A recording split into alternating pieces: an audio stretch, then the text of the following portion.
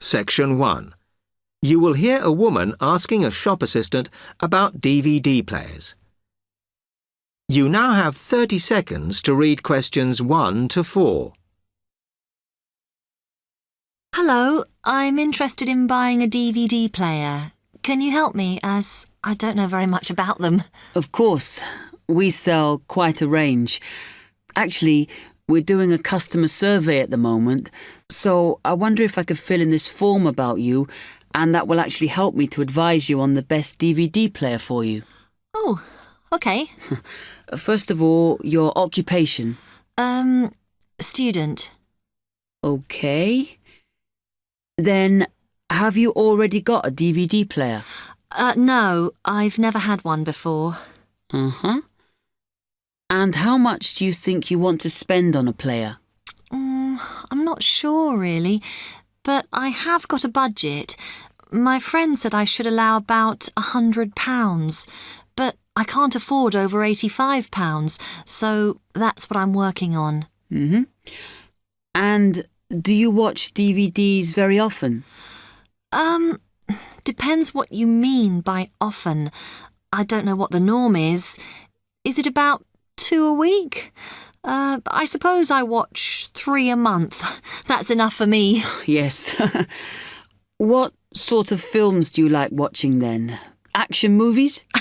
Not really. Oh. My boyfriend always insists we watch science fiction movies, but I prefer thrillers. Something to get your teeth into. OK, just one more.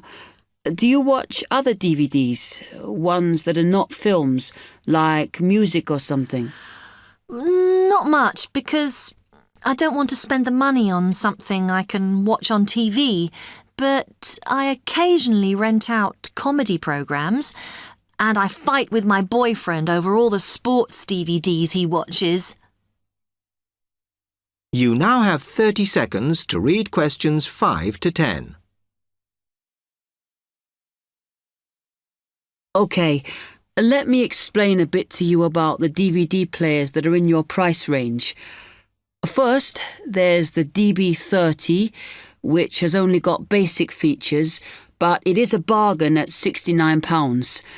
Now, all the DVDs come with an after-sales service that starts when the guarantee runs out. As it's so cheap, the DB30 comes with a limited after-sales service, as it only includes parts. You would have to pay for most of the repair. Seems OK.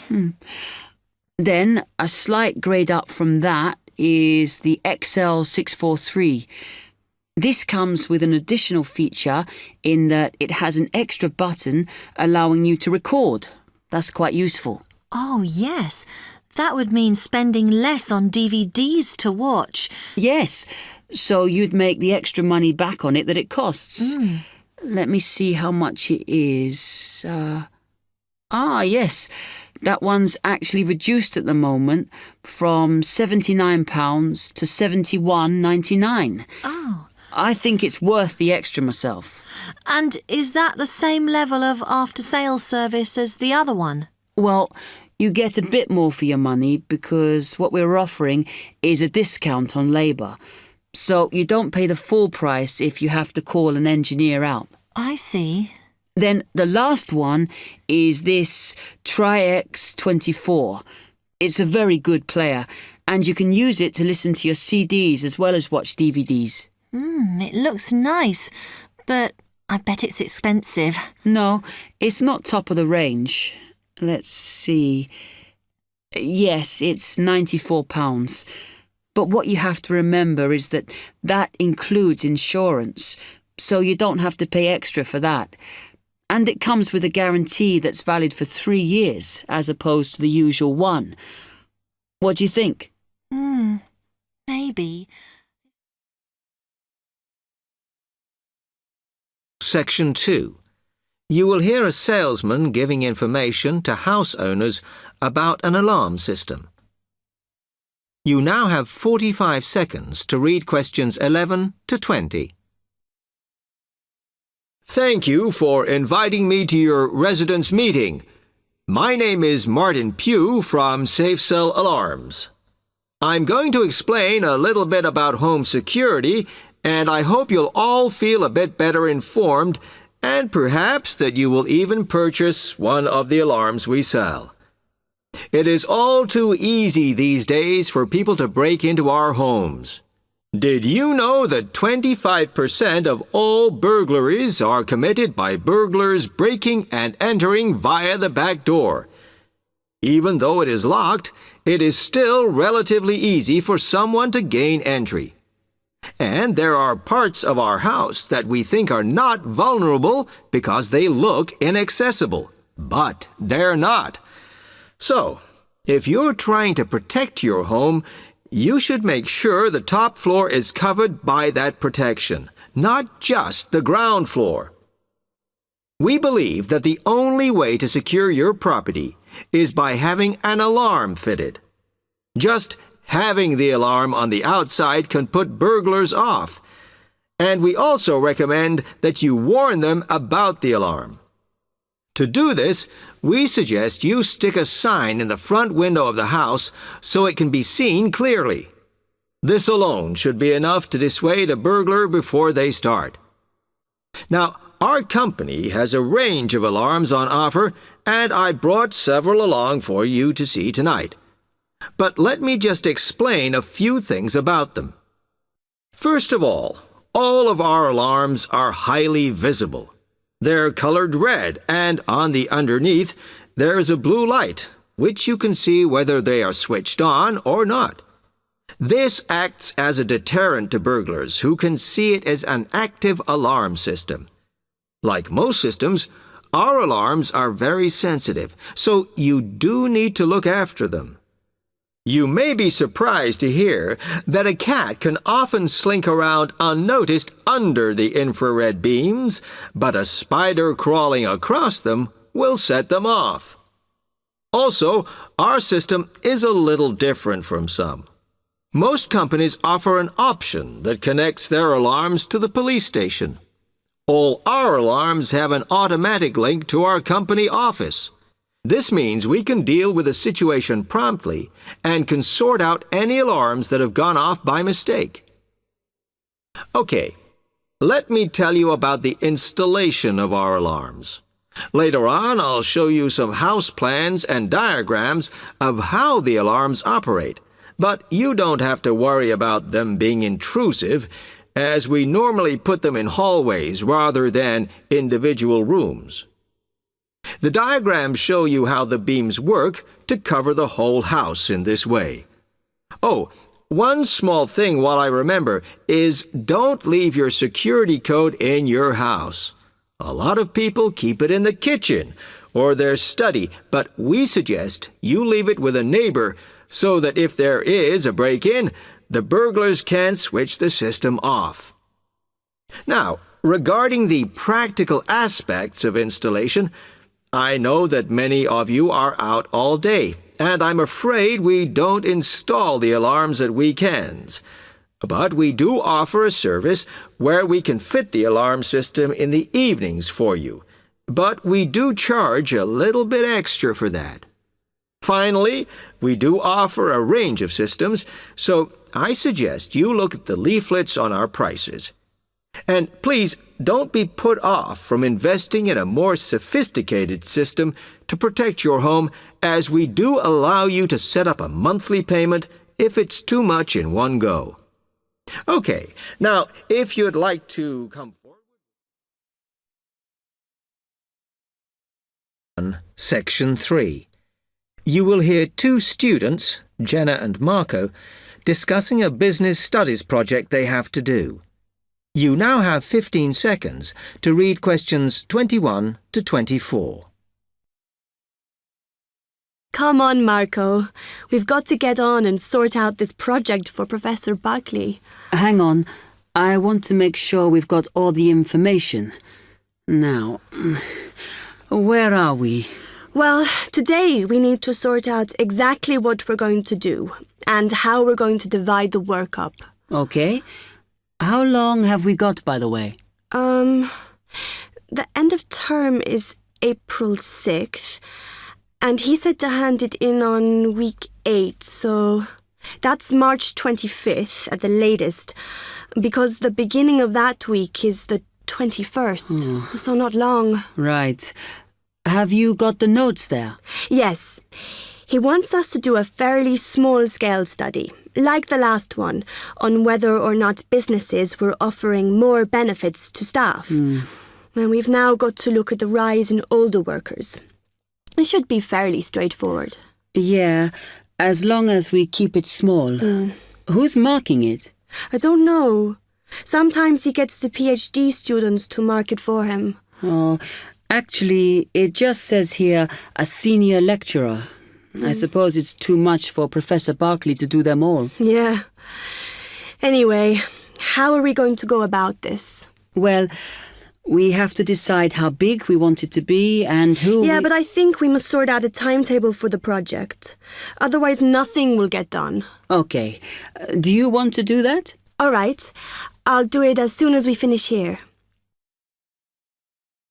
You now have 15 seconds to read questions 25 to 27. Okay. What do we have to do now for the project? What's the best way to go about it? Well, Professor Carter suggested we set up a focus group to get some in-depth interviews, but I think that'll take a lot of time. Yeah, I agree.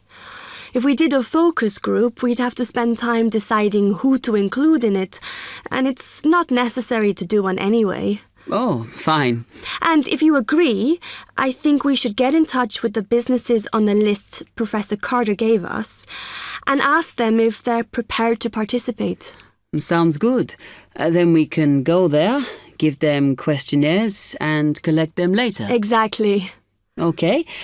Then, do we need to book one of those study rooms in the library so we can work together to input the data? Perhaps not, as I guess just one of us could just sort it out actually. Yes, that would be easier. A lot of what we're doing is qualitative, so it'll be writing up rather than statistics. No software for that, I'm afraid. And I think it would look better if we had actual shots of some of the staff, because we're citing appearance as a factor in employability, aren't we? Yeah, okay. I'll factor that all in when I sort everything out tonight. You now have 30 seconds to read questions 28 to 30.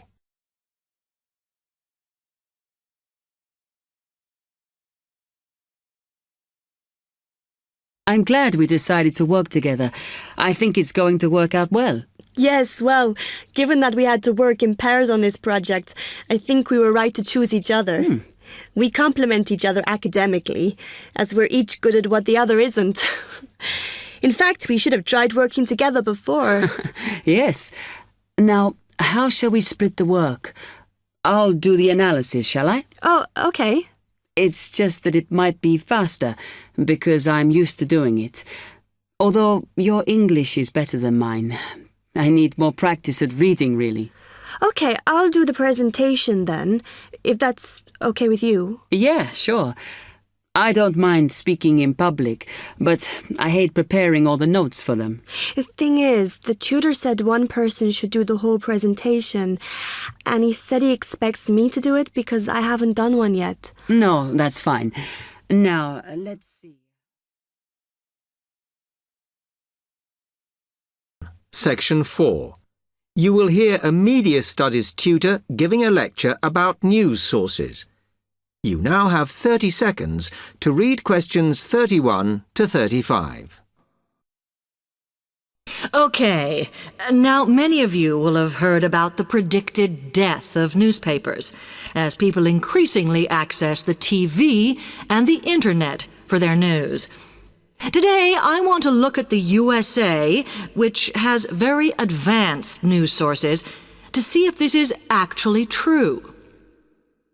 In the USA, the main news sources without doubt are TV, the internet, and the press. That is, traditional newspapers. And although they are each surviving and growing, they are also changing. Obviously, TV news has been around for a while, and the early evening bulletins when people get in from work are very popular. I suppose we traditionally think of the morning newspaper arriving on our doorstep with the daily news. Interestingly, this is not borne out by the statistics, which show that readership in the U.S. is much higher when people have time to relax, when they're not working, especially on Sundays. The Internet is also a popular weekend activity, but shows no variation with weekday access. So people are using the different sources in different ways. Interestingly, local radio has been hit less by the grip of quite strong local newspapers than by the Internet, which is seen to offer a better regional service. But just because the Internet is seen as the new force in news media does not mean it is dominant. Television has, of course, been global for a while. But now technological changes, which have fueled the rise of online news, have also allowed newspapers to print and distribute editions across the world. In fact, Internet news, which is seen as the big competitor for traditional markets, does not offer that much variety. Often, the sources are the online versions of the newspapers, whereas television, in order to offer something different, has had to come up with a much more mixed bag of reporting, from hard news to light reports on celebrity events. Another issue is reliability. The Internet is virtually unregulated, so anything can be reported there, whether true or not. Journalists on newspapers have fought a long, hard battle to fight intervention and to retain the freedom of the press.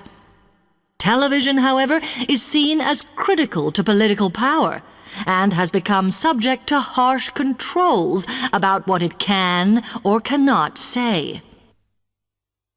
You now have 30 seconds to read questions 36 to 40. Now, one very critical factor in keeping newspapers alive and well in the USA has been their approach to advertising. Obviously, newspapers are heavily dependent on advertising revenue, and they have become more and more imaginative in what they offer, in order to make sure that advertisers use them and not other news sources. This has meant that, contrary to popular belief, newspapers now have a significantly higher profit margin than the rest of American industry. So, how have they managed to raise advertising revenue in this way? Well, they have put a lot of effort into developing and maintaining a very strong association with the retail trade. And they've come up with a winner. A critical tool in their sales plan has been suggesting that the adverts they run can have vouchers. This has been enormously effective because they have found that not only do more people buy the paper to get the discounts, but also that this inevitably means much higher sales for the clients who advertised. As well as doing this, the newspapers have also introduced aggressive sales campaigns over the last few years.